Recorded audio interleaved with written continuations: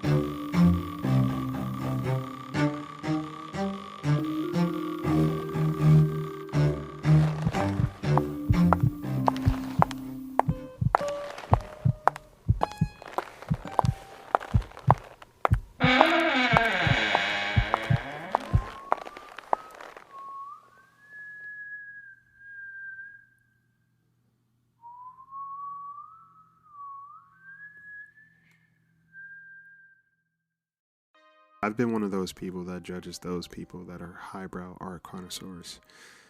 Like, I'm sorry you're taken aback by a ripped styrofoam cup in the middle of the floor. It captures the unraveling of society's relationship to gentrification. Shut up.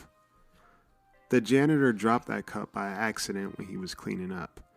So nice try, Guinevere. You know, I think sometimes people need to hear themselves talk to make sure they still matter in the universe, if you get my drift. I never understood the hype of these places. Stale air, moldy ass people, and horrible commentary. You know, the novelty, it never grew on me. And then a friend invited me to one of her art shows, and you have to support the homies, so I went. I felt like a proud parent, you know? I felt inspired. Her strokes and color choices captured the essence of the people and the sign of the times, and oh fuck, I became one of them. I'm sorry, but for one, she is a badass artist, and to see her stuff just left me in awe. So I got a turtleneck and I got my blazer, black of course, my art exhibit outfits, don't judge me. I was so inspired, I even started working at an art house. It was cool to see some of the pieces coming through there. People I knew, people my age. They were all doing some amazing things. And being that I was working, I got to take my time with the pieces without being influenced from some fucker with a monocle and a furry chihuahua named after some dead queen because he had a complex. Art is alive. Art is always alive, in a weird way. I always feel like there's motion in a lot of the work that people produce. I'm an artist myself, by the way. I was trying to keep that from you guys, but I think it's necessary. This artist life is tricky, but it's worth it, I think. My friend, she's been on my ass about finishing a piece of mine to exhibit, and I've been on my heels about the whole thing. The idea of these people judging me, and I overhear them as they stare and critique while barely ever picking up a fucking crayon, is unnerving to me. You know, maybe that was my real reason for being so unforgiving when it came to this crowd. Judging them before they judge me. #growth. But I figured, why not? This was a pretty popular art house in the arts district of downtown, and truthfully, I loved being here. I loved working here. It was a space to think, and sometimes in a space to be creative, but all the time inspired.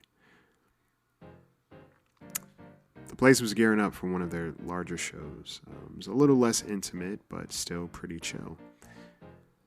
My friends helped out over the weeks to help set this place up. We got to have our own little private tour, too. I was actually brave enough to put up my own piece. When this exhibit happened, there was a little bit of everything. Statues, weird looking ones.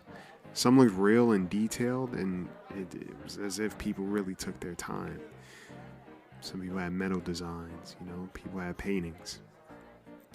It was definitely a display, to say the least. And the night of the show was a hit. People came, and the night flew by. Got to meet some cool, amazing artists, and talk to some pretty cool people. I mean, you had your usual snobs, but overall, it was artists appreciating artists, the way it should be. And my art was surprisingly a crowd favorite.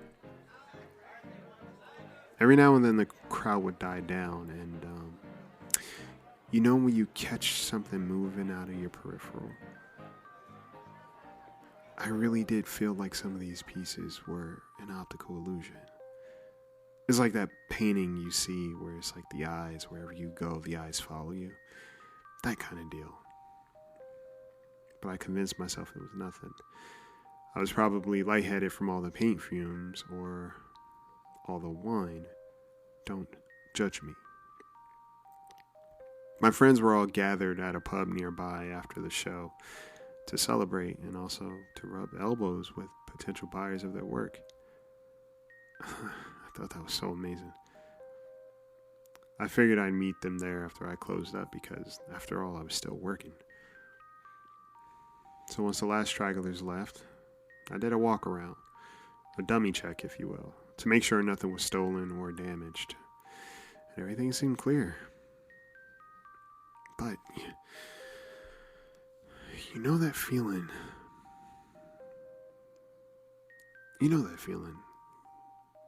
Like, it feels like somebody's following you?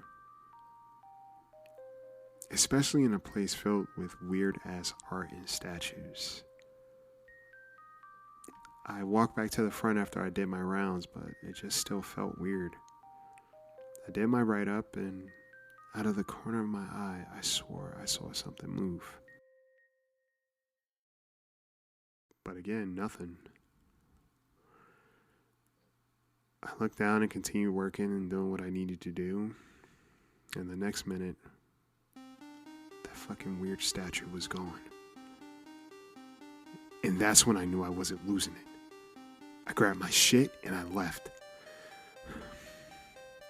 I called the cops on my way to meet my friends, and when they got there, they said the door was still unlocked and never closed.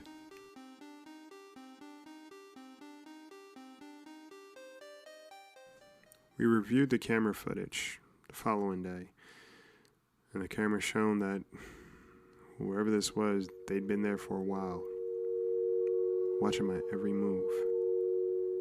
And every time I got up, he'd move a little closer, but just out of my reach. They never found out who it was. And well, I stopped working there because I don't want to find out who it was. But every now and then when I'm walking down the street, every person I see makes me wonder if they were the statue that was watching me.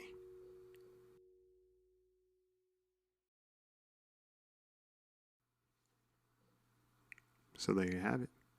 Stay tuned next week as we continue with the series of Have We Met? Things are getting good, and they're only about to get better. Take care of yourselves. Take care of each other. Happy Mother's Day to the moms, the dads, and the people out there just taking care of themselves. Sleep tight.